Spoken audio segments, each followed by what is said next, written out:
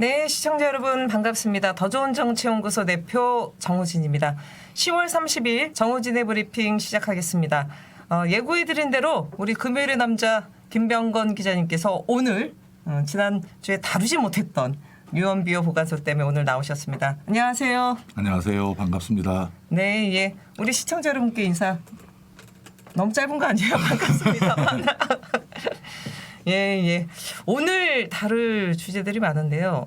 우리 또 김병건 기자님께서 지난 방송 때 얘기했던 국감 때 돌았던 이러저러 선물 얘기를 해주셨는데 오늘 그 실물을 갖고 왔습니다. 따단!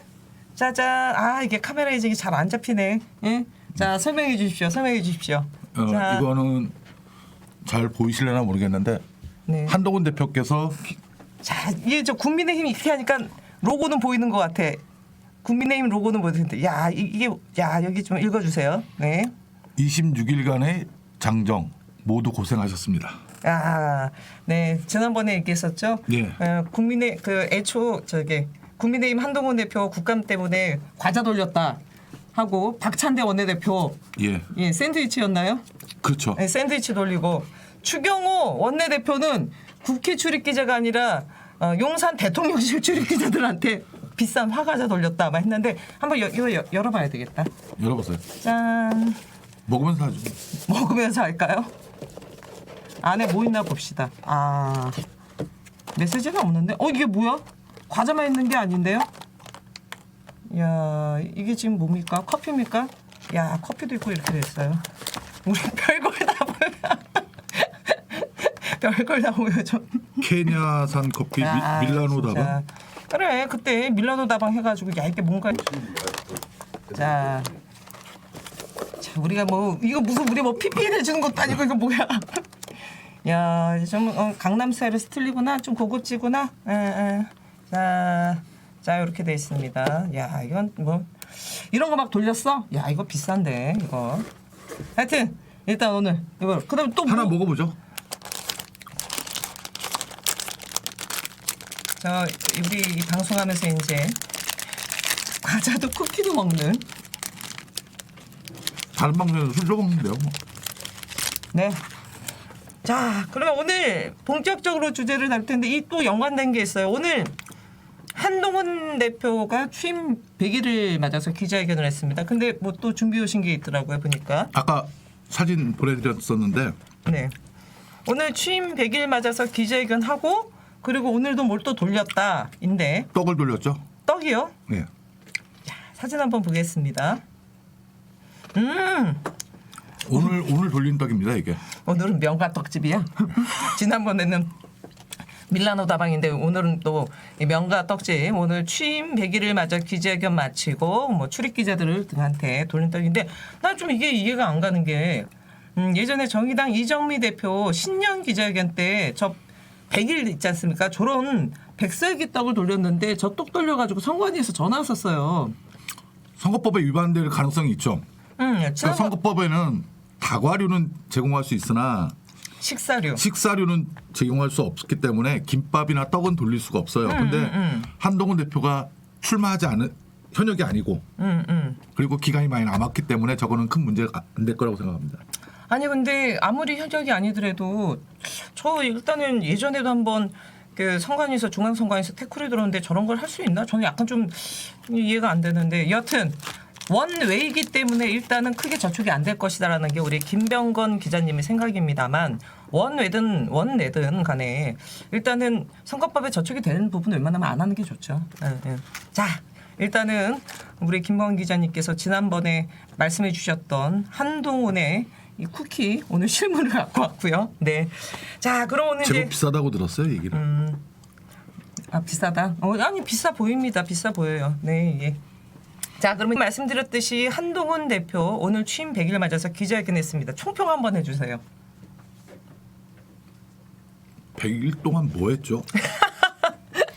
100일 동안에 자기가 당대표 출마하면서 일성으로 했던 게 최상병 특검 아니었는데 오늘 그 얘기가 없었어요. 네, 예, 맞습니다. 예. 제일 중요한 건 저희들은 이제 그렇게 생각했었거든요. 현장 기자 입장에서는 당대표가 되면 소위 자기들 사람으로 인해서 한동훈표 최상병 특검 많이 나오지 않겠느냐라고 생각을 했는데 없죠. 그 오늘 그 기자회견 모두 발언이나 이런 걸 봤을 때도 최상병의 채자는 단 한 군데도 없었다는 거고 일단 특히 오늘 가장 많이 강조했던 건 변화쇄신이고 그다음에 모두 발언에는 없었지만 기자분들과 일문일답할 때 특별감찰관 얘기만 주구장창했고 김건희 여사와 관련된 해법에 대해서는 어떻게 할 거냐라고 특검에 대해서는 어떻게 할 거냐고 했을 때 특검을 물어봤는데 또 그냥 특별감사관 얘기만 주구장창 했다. 그래서 동문서답을 했다라는 게 오늘 나왔던 부분이고요. 뭐 이미 오마이뉴스나 이런 데서도 그렇게 기사를 지금 잡았습니다. 그렇게 기사를 잡았고 그 전반적으로 봤을 때는 그냥 자기 얘기만 하고 이 사실 내세울 수 있는 뭔가의 성과가 없다 보니까 모두 발언 시작할 때 맨 처음에 얘기한 건 보궐선거 얘기였어요.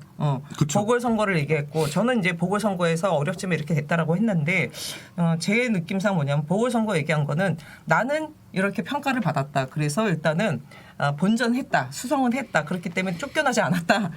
쫓겨나지 않았다. 그렇게 이제 들렸고. 친한계 입장에서는 보통 이렇게 얘기를 해요. 당이 대통령과 각을 세웠기 때문에 지난번 재보궐선거에서 총선보다 더 많은 표를 얻어서 우리가 당선이 됐다. 이 정도까지 올 수 있었던 거는 용산과의 선긋기를 제대로 했기 때문에 이거는 한동훈의 고군분투다 이런 식으로 그렇죠. 정신 승리를 하는 친한계가 있는 반면 그 밖에 분들이 봤을 때는 빈수레가 요란하다. 이러저러 당대표 선거 때 내세웠던 본인의 주장이나 이런 부분들이 실질적으로 이루어진 성과는 없어요. 실질적으로 현재까지 없습니다. 그러니까 특히 의료 대란 관련된 부분도 현재까지는 아직은 정리된 게 아무것도 없지 않습니까? 물론 지금 의대 휴학생들 전면 대학의 그 자율성을 맡기겠다라고 해가 여야 의정 뭐 협의체 그것에 대한 발을 띨 수 있다라고 했지만 발을 띄진 않는 상태예요 지금까지는. 되게 재미있는 게 뭐가 있냐면 그 의사분들 중에서 약간 정치 평론을 하신 분들이 몇 분 계세요. 방송에도 나오고 종편에도 나오고 하신 분이 몇 분 계시는데 그분들이 요즘 방송 나와서 뭐라고 하는지 아세요? 뭐라고 얘기해요? 민주당이라도 나서서 해야지 왜 뭐 하고 있냐. 의료대란 문제 지금 난리인데 민주당이 왜 손 놓고 있느냐. 심각하죠.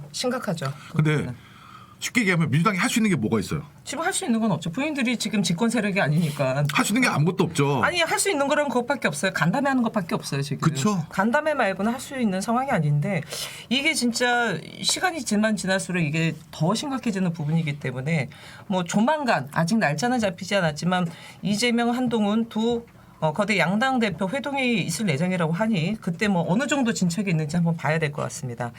자, 지금 뭐 서정현님, 폴키님, 미스바님, 부커스님 등 오늘 네 분 들어와 주셨습니다. 감사합니다.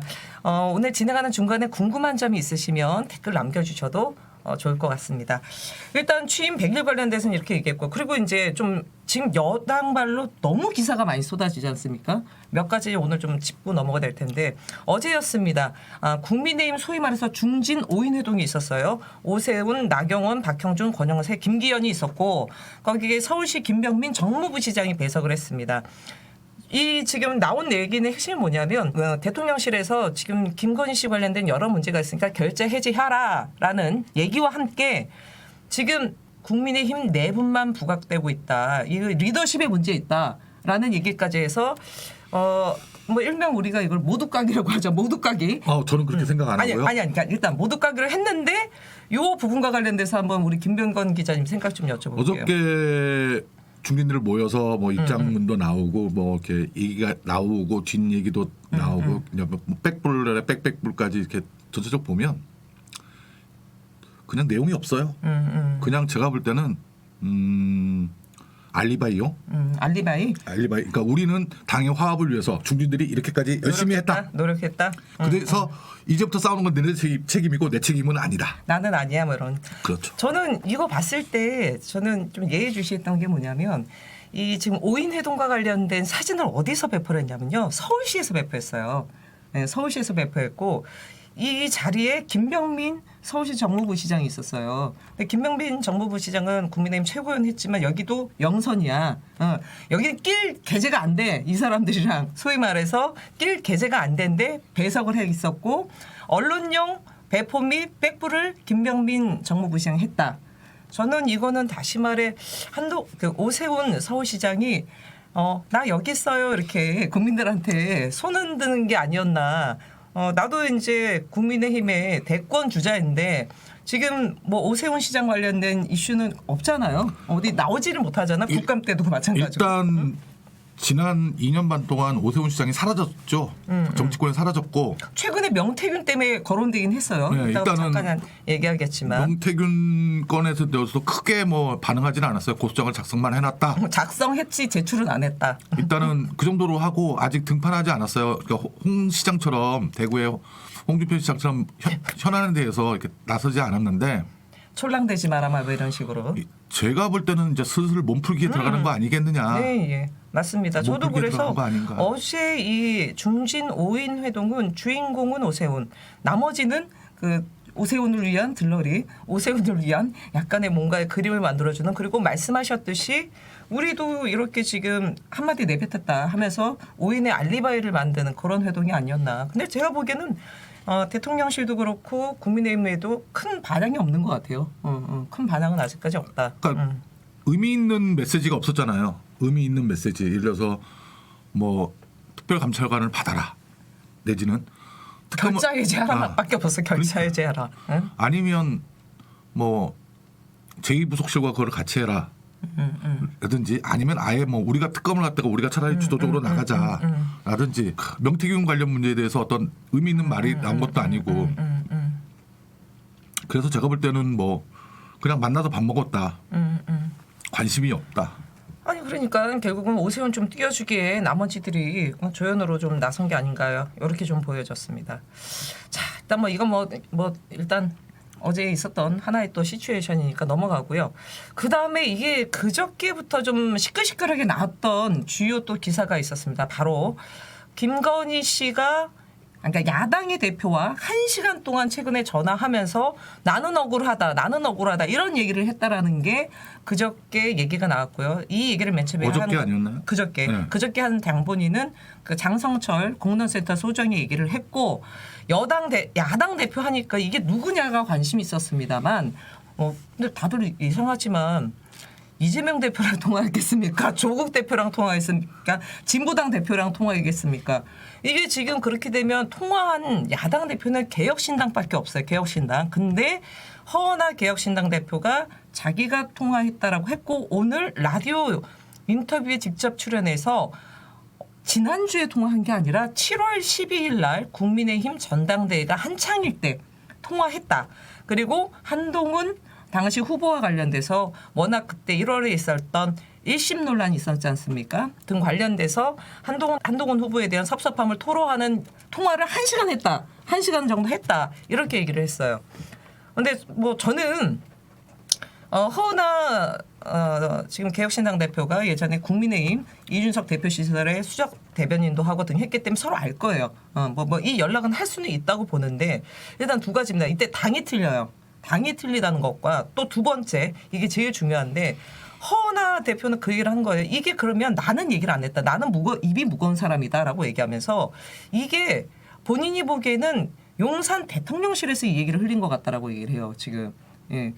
했을 때 이게 어떻게 보십니까? 이렇게 말씀드릴게요. 일단은 장성철 소장이 그 얘기를 방송에서 했을 때 허은하 대표가 장성철 소장한테 전화를 해가지고 그렇죠. 그 야당 대표가 나냐? 아니 난 줄 어떻게 하셨어요? 했다는데? 아니요. 그 야당 대표가 혹시 나냐라고 물어봤고 혹시 나냐? 그리고 허은하 대표는 그런 얘기를 한 적이 없다고 했어요. 그죠. 맨 처음에는 부인했어요. 네, 누구에게도 얘기한 적이 없다고 했고 결국은 용산이라는 얘기인데 용산에서 지금 사실 이것이 문제가 된 게 뭐냐면 용산에서 보안이 구멍이 뚫렸다고. 아니 용산에서 보안 뚫린 게 지금 한두 번인가? 근데 다른 것들은 뭐 많은 사람들이 알고 있었던 내용인데 이 내용은 아는 사람이 거의 없었대요. 이 내용을 아는 사람은 거의 없었다. 그럼 보안이 뚫렸다기보다는 일부러 흘렸을 가능성도 있지 않습니까? 흘려야 될 이유가 없죠. 아니 저는 이게 왜 이 시점에 나왔는지가 의구심이 있는 거예요.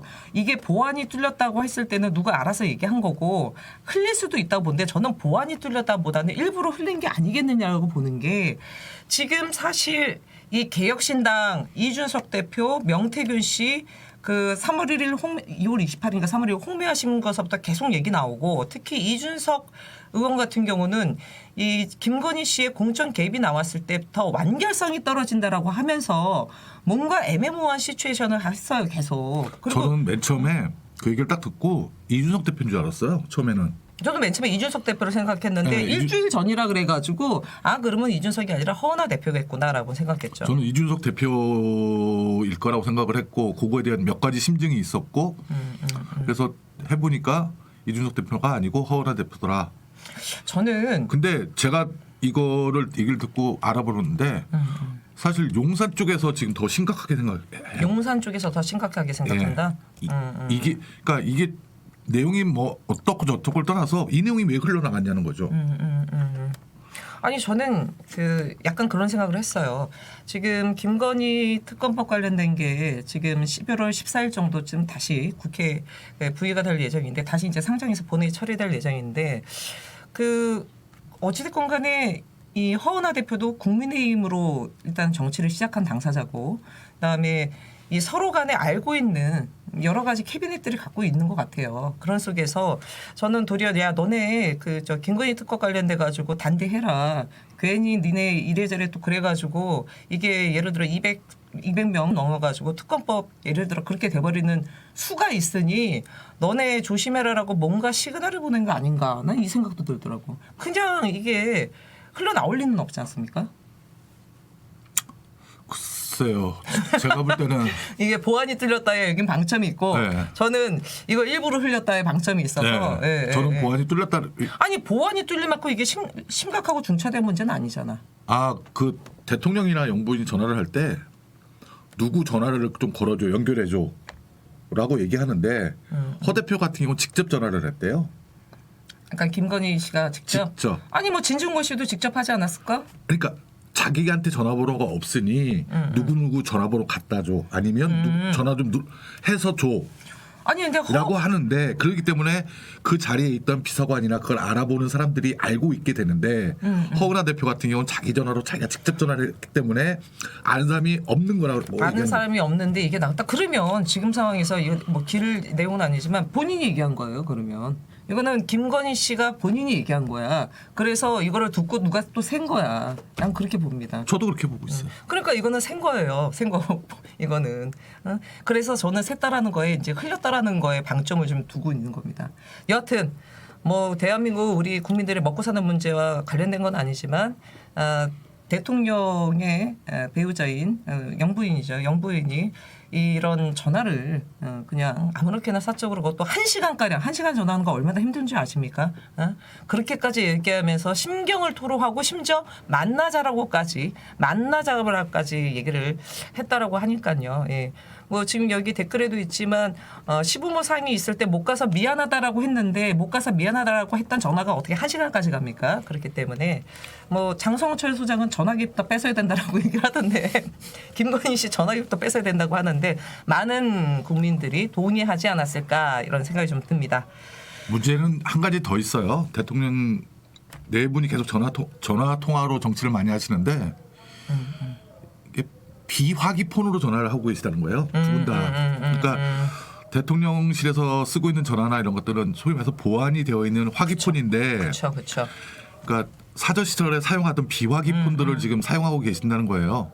야 이러면 나중에 정권 임기 끝나고 나서 너무나 증거들이 많을 것 같은데. 그러니까 이제 외국 정보기관 같은 경우에는 다 알고 있을 수 있죠. 그렇죠. 아니 이 대통령실 용산으로 옮기고 나서 한번 초기에 보안이 뚫린 적이 있었잖아요. 예, 미국에서 들었죠. 미국에서 그래서 난리 한번 났었는데 여전히 아직까지도 그냥 그 사인 신문에 썼던 휴대폰 그냥 막 이러고서 한다는 거 아니야? 그럼 뭐 미국에서 다 도청하겠네? 응? 그렇죠. 내가 보기에는 미국이 지금 너무나 많은 정보를 갖고 있을 것 같아. 아니 사실 왜 좀 미국 정보당국 압수수색하지?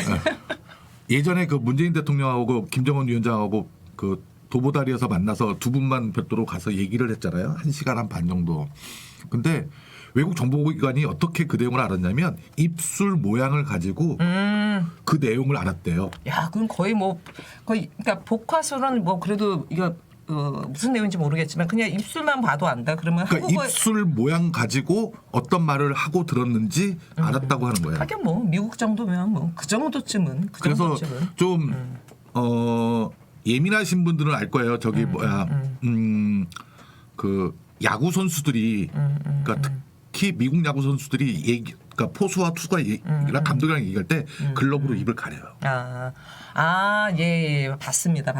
예. 지금 청각장애인들이 그렇게 말의 내용을 읽는다고 하죠라고 수어 이해에도 이렇게 해서 우리 또 친절하게 편파TV에서 또 설명을 또 해주셨습니다. 자, 일단은 그렇고 이건 뭐 한 가지만 더 좀 언급을 해야 되는데 그 4일날 내년도 예산안 관련돼서 국회에서 대통령의 시정 연설이 예정돼 있는데 이게 지금 22대 국회 개원식에 불참했던 윤석열 대통령이 이것과 관련돼서 지금 일정이 확정이 안 된 상태라고 합니다. 이게 지금 한 나라의 대통령인지 아닌지 좀 의심스러운 일인데 더 웃긴 거는 11월 10일이 윤석열 대통령의 임기 딱 반환점을 찍는 날이어서 이때 대국민 기자회견을 하지 않겠냐라는 얘기가 스물스물 나오는데 이 또한도 지금 미정이다라는 얘기가 나옵니다. 근데 사실 이게 박근혜 정부서부터 내년도 예산 관련된 시정 연설을 한 번도 거르지 않고 대통령이 직접 국무총리를 통해서 대독을 하거나 하지 않고 직접을 했었던 주요한 연례 행사 중에 하나거든요. 이거 좀 어떻게 봅니까? 자기가 가고 싶은 데만 가는 거 너무 심한 거 아니에요? 이 정도면? 그러니까 불편한 자리를 가지 않겠다는 거죠. 아니 대통령이라는 게 불편한 자리를 가고 자기가 듣기 싫은 소리들 들어야 되는 게 사실 대통령이 그게 정치인의 저는 기본 중의 기본이라고 보거든요. 자기가 가고 싶은 데 가면 왜 대통령을 해? 그냥 사인으로 남아있지. 아니 예를 들어서 대통령이 시정연설 오면 진보당 의원들 가만히 있겠어요?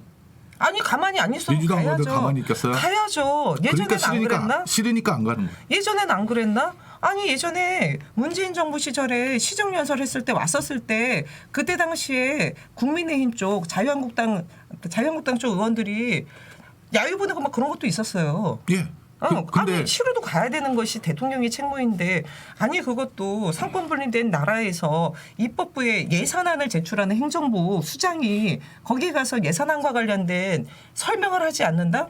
이거는 말이 안 되는 것이. 지금 국회법이 지금 예산 관련해서 지금 변하고 있는 게 뭐가 있냐면 지금 민주당 쪽에서 추진하고 있는 건데 그 예산 시한이 있잖아요. 그 시한 동안에 예산안이 통과되지 못하면 정부 제출했던 원안이 자동으로 확정이 되기 있어요. 분리해서 그걸로 확정이 되기로 되어 있는데 그 날짜를 없애기로 했어요. 그 날짜를 없앤다. 예, 그러니까 국민의힘에서는 예산을 좀 많이 자르겠다는 거죠. 아니 근데 저는 이 국회 예산안과 관련돼서 아마 작년인가가 예산안 처리 기한을 넘기지 않고 처리된 걸로 알고 있는데 그 전에 특히 21대 국회 때는요 날짜 맞춰가지고 처리된 적 없었습니다. 작년에도 네? 처리가 됐나요? 제가 알기로는 하루인가 이틀인가 지난 걸로 알고 있는데. 그 정도면 정말 양반인 거고 보통 크리스마스 이브 날 많이 하잖아. 크리스마스 그렇죠. 이브 날. 저 경험이 있어서 그래요. 새벽 4시 2시인가 3시에 통과돼서 4시에 브리핑할 거 써가지고 내고 막 그랬던 적이 있어서 그런데 29일 날도 저는 기억나는 게 있어요. 한번 29일 날 12월 29일 날. 그렇죠. 근데 저는 사실은 지금 그렇게 지금 국회법을 개정하는 부분도 일단은 차치하더라도 기본적으로는 한해 예산과 관련돼 가지고 대통령이 나와서 그걸 설명한다라는 것은 이거는 사실 하나의 이게 좀 문화로 자리 잡은 부분인데 이 또한도 본인이 불편한 자리라고 해서 오지 않는다라고 하면 이게 과연 국민들에게 있어서 이게 대통령이 자격이 있느냐 기본을 갖췄냐 자격 이전에 국민들의 질타가 쏟아질 수밖에 없는 거다. 그러면 정확히 말하면 내년도 예산이 총 얼마가 들어가는데 구체적인 액수를 얘기할 필요는 없어요. 대통령이. 그럼요. 방향을 내년에 우리의 돈은 이쪽 방향, 그렇죠. 이쪽 방향에 주로 쓰겠습니다. 그것을 위한 예산안을 정부에서는 편성했습니다. 여러분들이 많이 국민을 대표해서 많이 살펴주시고 처리해 주십시오. 처리해 주십시오. 라고 얘기하는 것이 예산안 때 대통령이 와서 하는 연설이죠. 일반적으로. 근데 이것조차 안 하겠다. 아 진짜 한심합니다. 한심해. 자, 지금 시간이 지금 4시 25분을 경과하고 있습니다. 자, 그럼 오늘 첫 번째 주제에 굉장히 쏟아지는 뉴스가 많아서 많은 얘기를 다뤘는데요. 이 정도까지 하고 기본을 갖췄냐라는 오늘 두 번째 넘어가겠습니다.